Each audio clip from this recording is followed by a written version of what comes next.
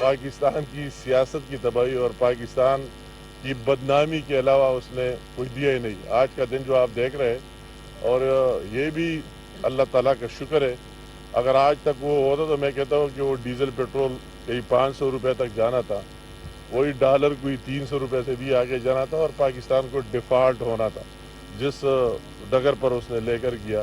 اور مجھے تو ابھی ایک جو میں یہاں بات کرنا چاہتا ہوں کہ ایک طرف تو ہماری اس طرح لیڈرشپ گزری، اور دوسری طرف اس طرح لیڈر ہم نے دیکھ لیے کہ اس کی اپنی ذات کی ہے. کہ مجھے تو ابھی اس دن سوچ رہا تھا، میں نے کہا کہ اس کو تو کسی پر اعتماد نہیں ہے، ٹرسٹ نہیں ہے کہ میں 8 سیٹوں سے خود لڑتا ہوں. تو پاکستان قوم کو کیا دینا ہے؟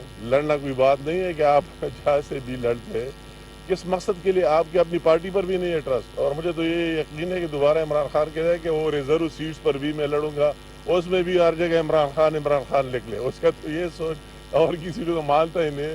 تو وہ بھی کہے گا کہ یہ جتنی مخصوص نشستیں خواہ و خواتین کی بھی ہو، اس پر بھی عمران نیازی کا نام لکھ دے، کیونکہ وہ تو اور کسی کو مانتا نہیں. مگر قوم کو ایک سوال ضرور ہے کہ آپ کو اس سے ملا کیا؟ اتنی قومی خزانے کو، اور وہی جو ہماری ٹیکسوں سے سب کچھ آتے اس کو لگا کے الیکشن کرا دیا. وہ تو ایک پارلیمنٹ، وہ تو کوئی چیز کو مانتا ہی نہیں ہے. تو اس پارلیمنٹ کو کیا ملا اور پاکستان کو کیا ملا، قوم کو کیا ملا؟ بے شک وہی ہماری گورنمنٹ کی سیٹوں میں 2 سیٹوں کا اضافہ ہوا، مگر قوم کو یہ سوال کہ اس قوم کو کیا ملا اور عوام کو کیا ملا. اس کی اپنی ذات. ایک طرف شہباز شریف صاحب کی لیڈرشپ میں ہماری مخلوط گورنمنٹ ہے، سارے الائز سب کے مقصد ہے پاکستان کے لیے کام کرنا.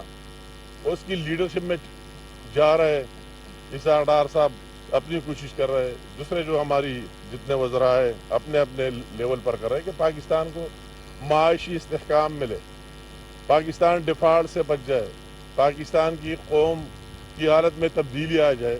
اور دوسری طرف عمران خان کس کام میں لگے؟ وہ اس میں لگے کہ پاکستان کی بدنامی ہو جائے.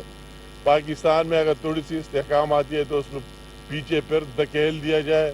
اور اس حد تک کہ ان کے وزراء نے IMF کو لیا کہ ہمیں اعتراض ہے پاکستان کو قرض نہ دی جائے، اور پاکستان کے ساتھ جو ہم معاہدہ ہوا ہے اس کو ہم مانتے ہی نہیں ہے کہ پاکستان ڈیفالٹ کر دے.